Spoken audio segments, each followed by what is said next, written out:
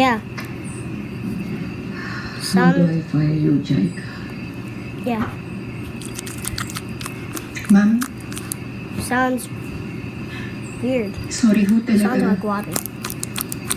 Hindi ba kasama sa sinumpaan mo bilang nurse Yep. ang respeto mo sa privacy ng pasyente mo? Opo, ma'am. I will respect the privacy of my patients. Probably. Their problems are not disclosed to me.